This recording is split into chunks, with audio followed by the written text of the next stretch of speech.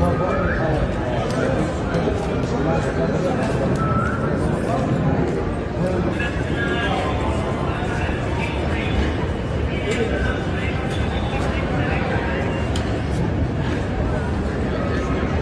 really about lahat, no exception. It's really about making the lives of Filipinos here and abroad safer and comfortable. Maalala ko yung isang kwento lang. When there were already talks about him running for presidency, at alam natin na suntok sa buwan yun, lalong-lalo na sa mga taga-Davao. Suntok. Pinag-uusapan kung ito'y may jurisdiction sa ICC.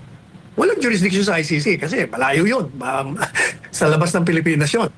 Pero ang jurisdiction ay doon sa mga opisyales at sa gobyernong lumabag Yan. sa saligang batas at nilabag ang karapatan ng dating Pangulong Duterte. Yes. Magandang hapon muli sa ating mga kasama. Nandito na naman tayo. At ang bilis natin ang bilis ng araw. Nakabalik na naman tayo sa ating studio. Ano meron? Salamat po sa mga taga Hong Kong. Salamat po sa inyong lahat. Sa mga nakakwentuhan natin dyan. Salamat po ng marami sa mga taong nakasuporta kay Tatay Digong. At doon sa mga nasurvey namin. Salamat po ng marami sa inyo. At ngayon, eto na pag-uusapan natin.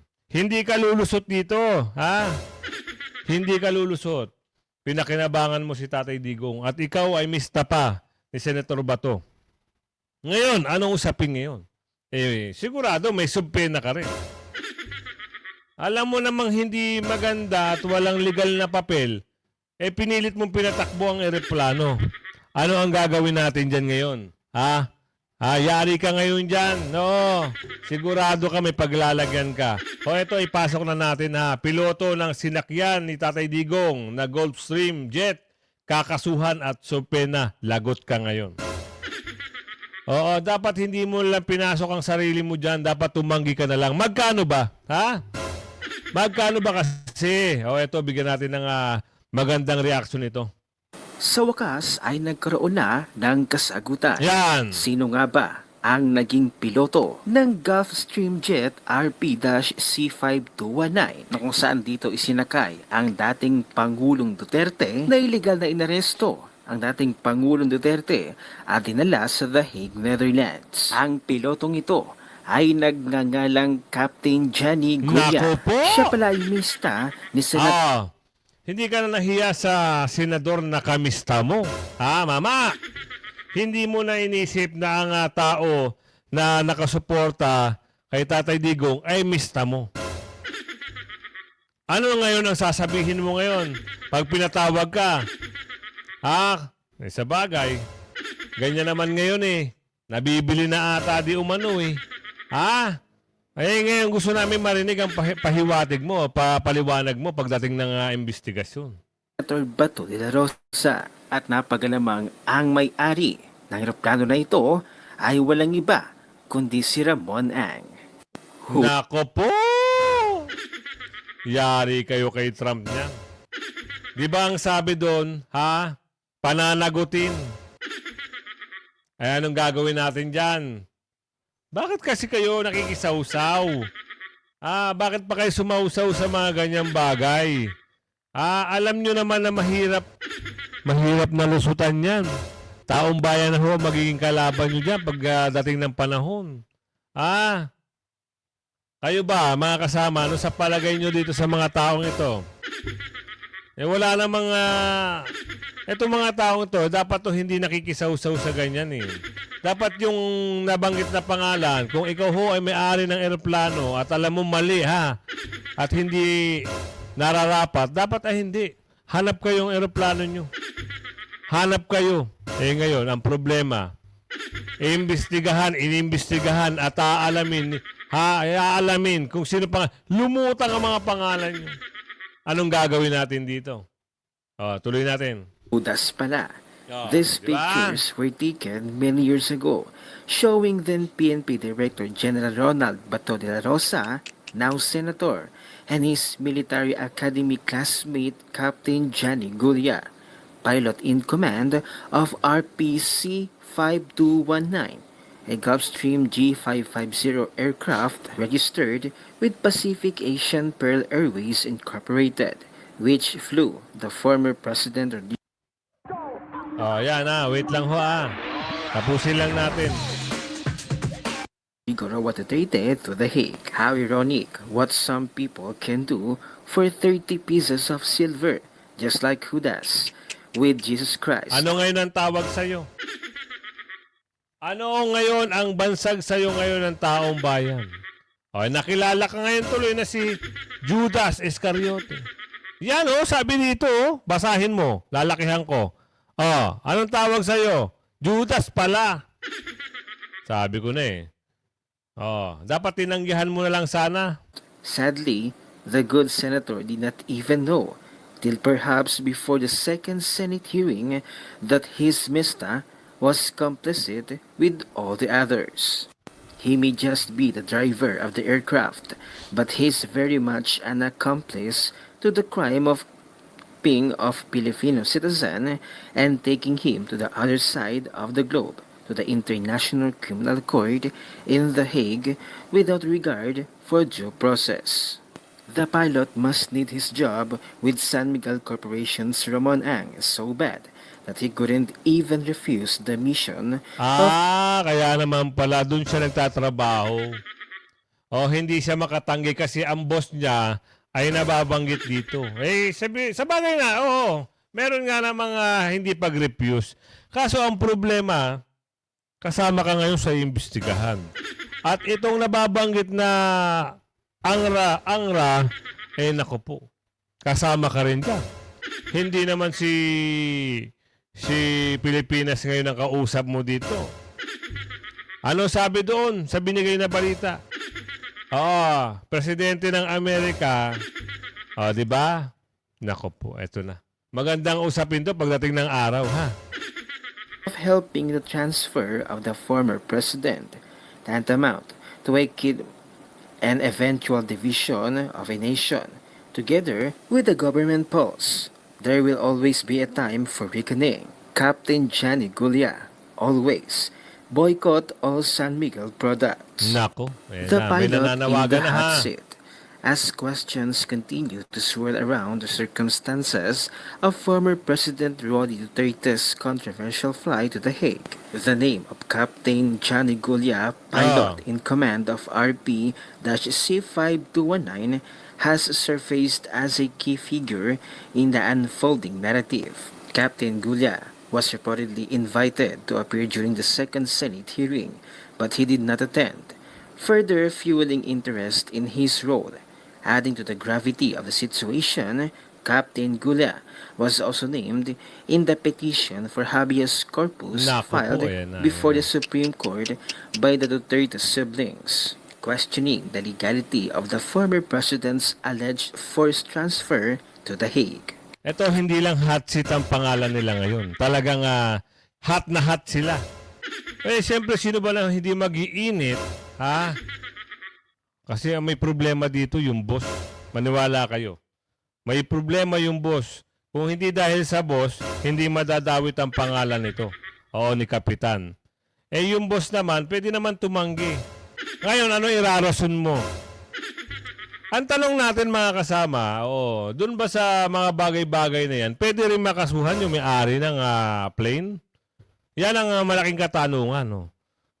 Kasi kung ayaw mo at labag din sa loob mo at alam mo namang may mali, tatanggi ka. Sa bagay, baka hindi makatanggi. Yan ang hindi pa natin alam. Aalamin natin yan kung anong sagot niya pag pinatawag sa Senado. Eto meron dito magandang balita maganda ba to? The Hague, mga pulis lumabas April 7. Ano yung meron sa The Hague? Kaguluhan ba ito? O maling impormasyon? Maganda, alamin natin bakit maraming pulis sa The Hague. Kasi dati, kukunti lang nakikita natin na nasisilayan Pero bago natin na ibigay doon, patapusin muna natin ito konti. Furthermore, the Senate is looking into whether the flight was executed with full transparency, legal authority, and due process.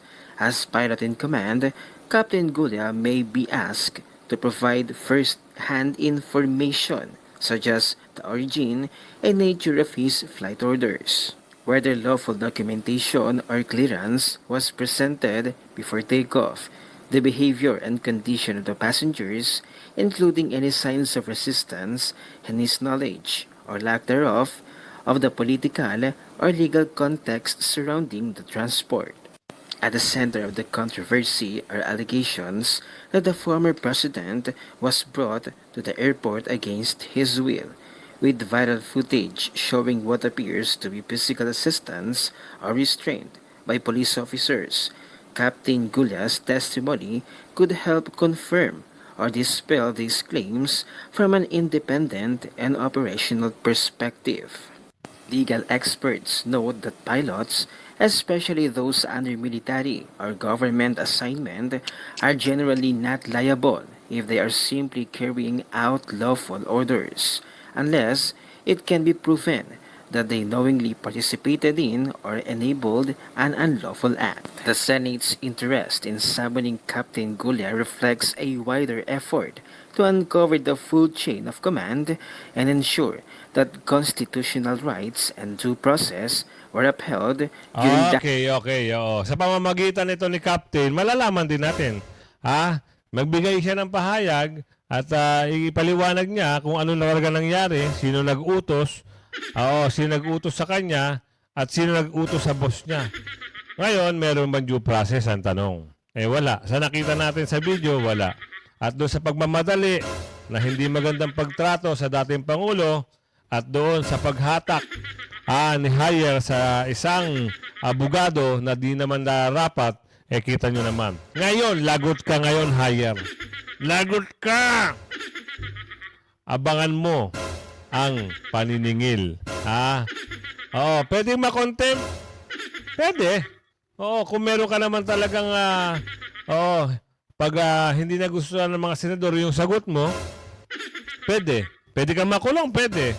Pag nilaglag ka na ng mga boss mo, diretso ka na. Hindi ka na makapagretiro. Wala ka ng pensyon. Ganun lang yon. Eto, ano ba meron dito? Ibigay natin kagad, ha? Huwag na natin patagalin. Nakakabigla ito, Dati wala namang karami-rami. Bakit ngayon meron na silang bilang?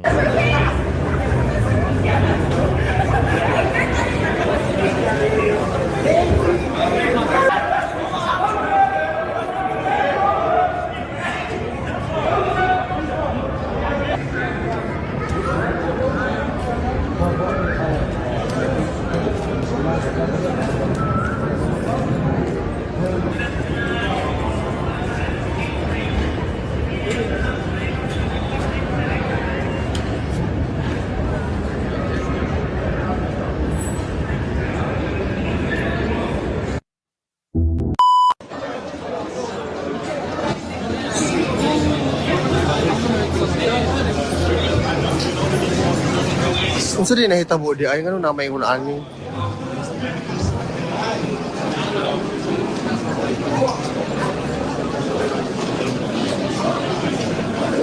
Pagtram na lang dam. Pagtram. See you later. Sige, amping diri Oh, okay lagi. I can manage. Thank you ha. Sige, ayo ha. Message to. See you later.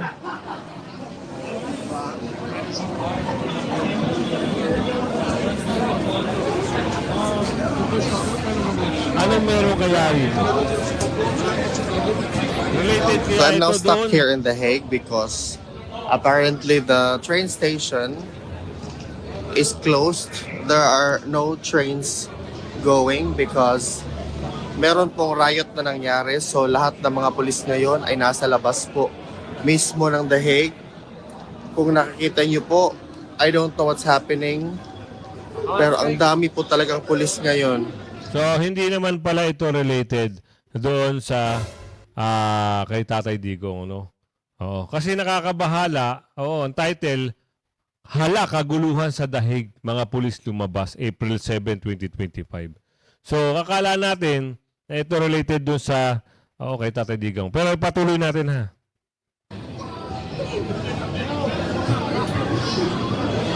Sobrang dami ng pulis ngayon, guys, because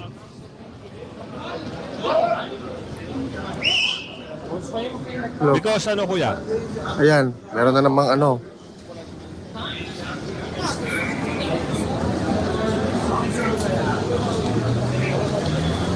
Hindi ko alam kung maabutan ko ba yung train ko.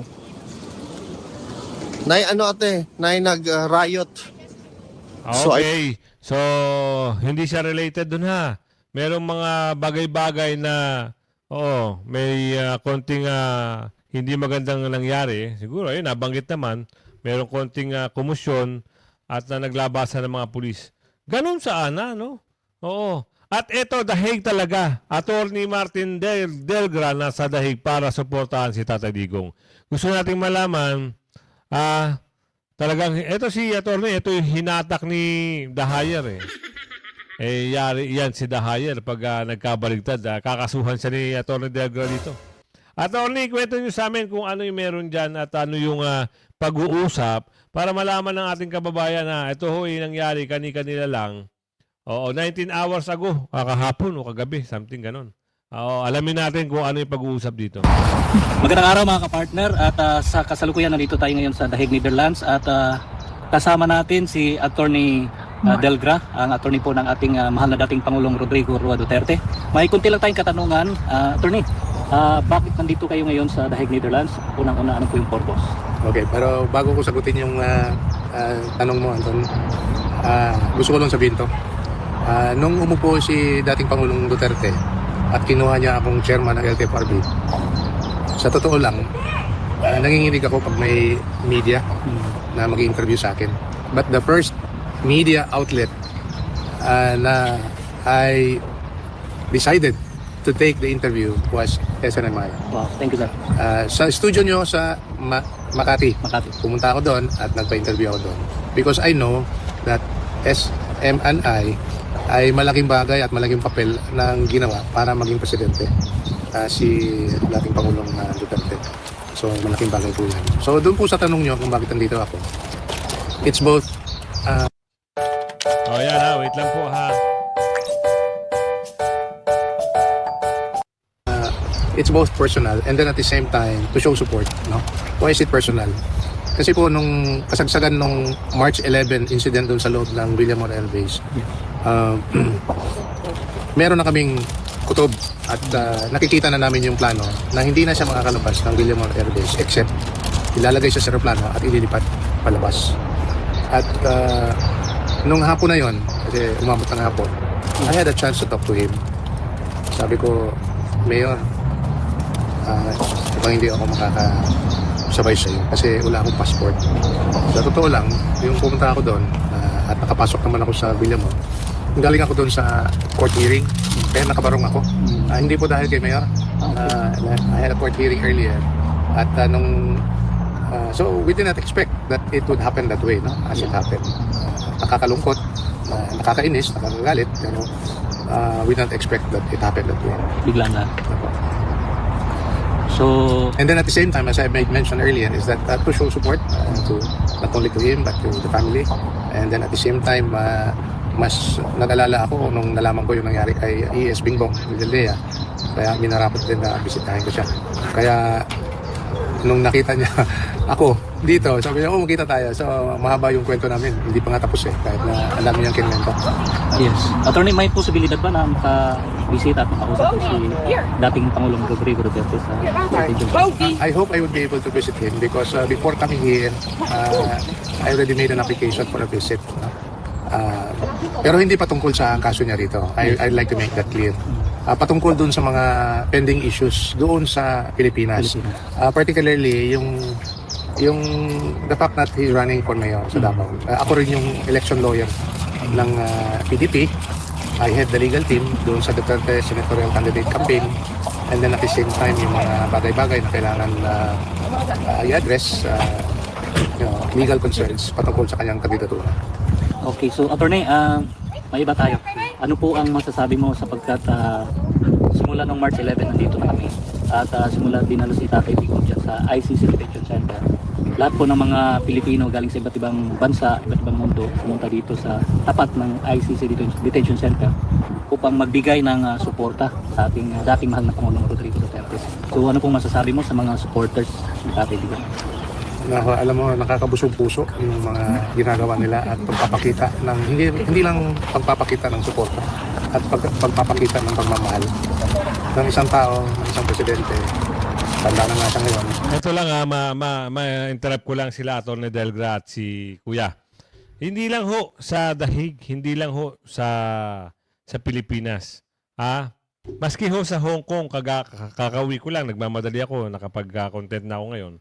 Naramdaman ko, mismo ako, sarili ko, kasama ko si Boy Sardinas. Naramdaman namin kung gaano kamahal ng mga OFW sa Hong Kong si Tatay Digong. Kasi nag-Cali survey ho kami doon. Shoutout po sa mga nakilala namin doon na talagang ibang klase yung pagmamahal. Solid sila sa PDP.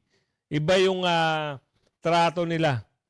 Talagang nakikipaglaban sila. Yung iba nga nagreklamo pa kasi hindi sila nakaakyat doon sa yung sa SMNI sa rally kasama si Tatay Digong.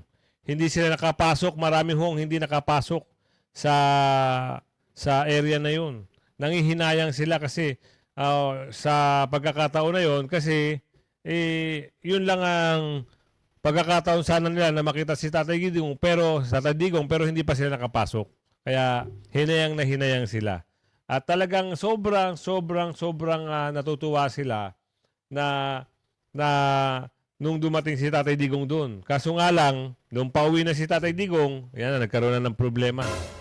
Kaya salamat at andun kagad sa Atty. Martin Delgra at nakita naman namin kahit hinahatakan ni Hayer, talagang hindi ka rin nagpatinag. Ikaw na ang bahala kay Hayer, attorney ha. Pagdating ng mga susunod na panahon, ikaw na ho ang bahala. For made a lot of difference in the lives of people in the Philippines. At yung mga Pinoy na nagtatrabaho sa labas, lalong-lalo na. Kaya nga siguro, to no surprise to everyone, especially the Pinoys who are working abroad, na talagang pagdating sa suporta at pagpapakita ng suporta, more than 90% of the Filipinos working abroad really love him. Hindi lang doon sa pamumuno niya, This is your brain when you're struggling to focus. And this is your brain when you're in the zone. hindi yung talagang makita mo sa tao, sa pagkatao ni Mayor Rudy, na pagmamahal niya sa Pinoy. One of the reasons why he ran for this, run for president, is to address the problem of illegal drugs. And he did it in a manner that is legal, legitimate. No? There might be, to some people, excesses, no? But the policy itself is valid and legal. Nasa batas yan lahat. It's an open book to everyone who wants to look into the strategy, the policy that they should put in place to address the menace of illegal drugs. That said, ang hindi lang maintindihan at makikita ng lalong-lalo sa mga kritiko niya ay yung mas malaking characterization ng tao in the person of Mayor Rudy, na yung mga bata na may cancer, yung mga babae na inabuso, yung mga asawa na hindi binigyan ng suporta ng asawa o ng bana, at lalong-lalo na sa progress ng kapwa ng Pilipinas. No? In everything that he does, it's not about him.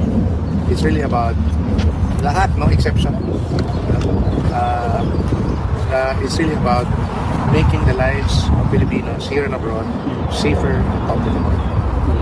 Maalala ko yung isang kwento lang. When there were already talks about him running for the presidency, at alam natin na suntok sa buwan yun, lalong-lalo na sa mga taga-Davao, suntok sa buwan. Alam mo kung bakit? Ang tawag nila doon sa PDP, yun yung partido na sinakyan niya at para manalo nga. Ang tawag doon sa partido ng PDP dati, Volkswagen Party. Alam mo kung bakit? Kakasya lang yung membro ng PDP sa isang sasakyan ng Volkswagen. Before Volkswagen daw, ang tawag nila doon, Tricycle Party. Kakasya lang sa isang tricycle yung membro ng PDP. No? Yung tumakbo siya. Ang ibig ko sabihin, talagang maliit na maliit yung partido. Pangalawa, wala pong pera. If you're going to mount a national campaign, especially no less than running for the president, you need money, you need logistics. At wala pong makinarya si Mayor Rudy at the time. Okay? Pangatlo, which is actually a bias, a cultural bias. No? Wala po pong presidente nang galing sa Mindanao before him. At pwede ko nang dagdagan yung pang-apat, wala pa pong mayor na sa pagiging mayor, direkta naging presidente. Meron na pong mga naging presidente na mayor, kagaya ni Mayor Erap, pero dumaan muna sa pagkasenador. No? And then after that, no, lumipas na yung administrasyon niya. And in a few occasions where we would be with him in small groups, he would always say this to us. And he say it with all humility, but with a sense of mystery. He would always say, hindi ko talaga alam kung bakit naging presidente ako. Diyos lang ang nakaka. Kasi ho, magaling kang mamuno, Tatay Digong. Oo, nagpatunay. Meron pa ako nakausap sa Hong Kong ito yung nagpatunay na kung alam niyo yung kwento ng ano ba yun, yung mga sindikato doon sa may basta may mga sindikato daw doon eh. Si Tatay Digong ho ang nakaresolba nun.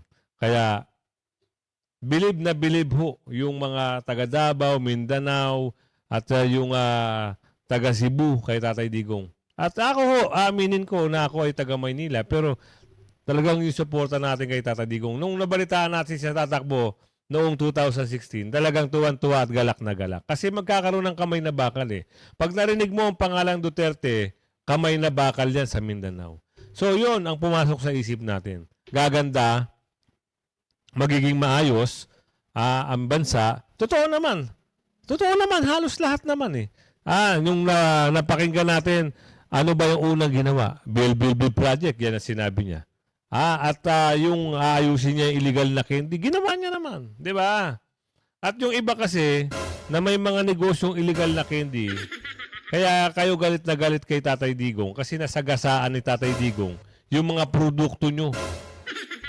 Kaya ho kayo galit na galit. At doon sa mga oligarch, yung mga oligargo, alam naman natin kung ano-ano kayo. Diba? O, kita nyo nga. Nagpahiram pa kayo ng aeroplano nyo para lang ihatid si Tatay Digong. Diba? Yan! O, anong nangyari? O, lumalabas talaga ang tunog ng kulay. Anong nasusunod na aksyon? Abangan natin yan. Wait, there's more. His exact words, Diyos lang ang nakakaalam. So, attorney, yun po yung yun yung mystery behind his running for president and winning it. Pero yung pagkatao niya ever since, hindi na misteryoso yun. Kasi ginagawa niya na nung naging mayor pa siya for a long time. hindi lingid sa iyong kalaman, mahal ka ng taong bayan.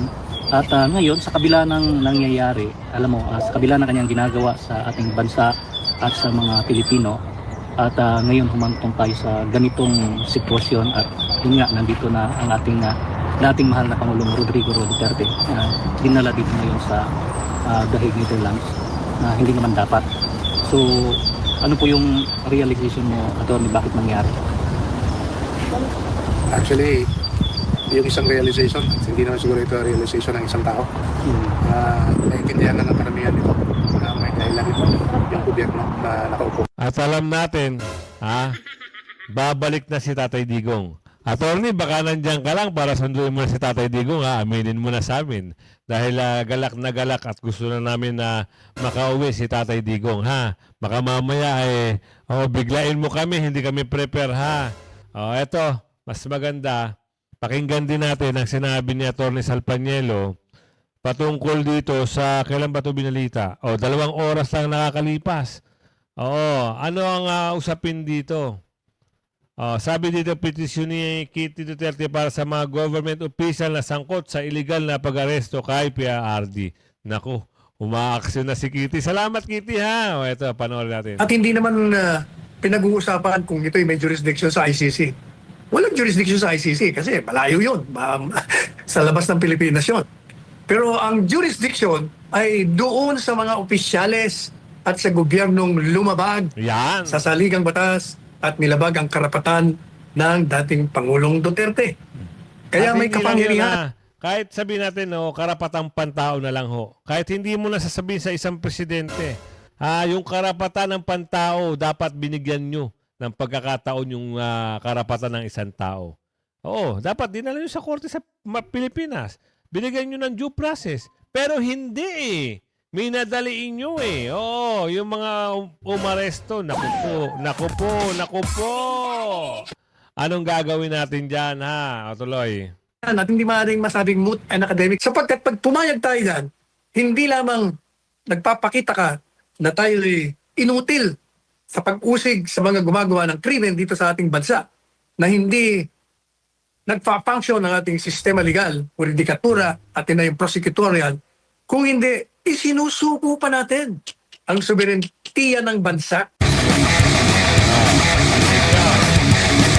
Ang inyong column sa Manila Times na may titulong Habeas Corpus Petition Not Muted by Government Surrender of Duterte to the ICC. Basahin ko po. Rango, Yes, attorney. Rango, yung title hindi muted, not mooted. M-O-O-T-E-D mooted. dapat yan. Not mooted. Not muted. Thank you so much, attorney. Oo. At ito po ang unang tatlong bahagi po ng inyong column at aking pong babasahin. In relation to the claim of government officials charged in the petition for a writ of habeas corpus filed with the Supreme Court that the habeas period is mooted by the surrender, which is illegal in the first place, of former President Rodrigo Roa Duterte, or FPRRD. It is the position of petitioner Veronica Kitty Duterte, his younger daughter, through her lawyers, that the illegal acts of the government officials involved cannot mute their obligation to being the body of FPRRD before the Supreme Court and justify their violation of the constitutional rights of the former president by the simple expedient of forcibly plucking out a Filipino citizen Tama. and surrendering him to a foreign institution. Bakit nyo sinurrender, ha? Pinagkaisahan nyo pa, ha? May umami na. Ngayon, binabaligtad nyo na naman, ha? Sabihin nyo, hindi nyo pinagplanuhan. Nung unang interview, pinagplanuhan nyo. Eh, ano na to? Bistado na kayo. O kaya, abang-abang kayo mga kasama, ha? Pakiusap lang, malapit na ho ang Mayo. Malapit na ho ang eleksyon. 10 PDP line, sapat na ho. Huwag na kayo magdagdag ng 2. Basura lang yung 2 na yan. Doon sa inendorso na Tatay Digong, sapat na ho yung 10. Ipanalo natin ang laban, ipanalo natin si BP Sara, ipanalo natin yung 10 PDP para lahat maginhawa. Ay yung PDP na laban na yan ang tutulong kay BP Sara pagdating ng mga oras. Lalong-lalo na ngayon, nakabalik na si BP Sara at ito na naman yung ambang impeachment, pinag-uusapan na naman ng mga Dorobo. Pero hindi yan naabante dahil mahal na mahal ng tao ang mga Duterte. 10 PDP, sapat na ho sa pag-asa at pagpapanalo ng 10 senador ngayong eleksyon. Hanggang sa muli, bye-bye!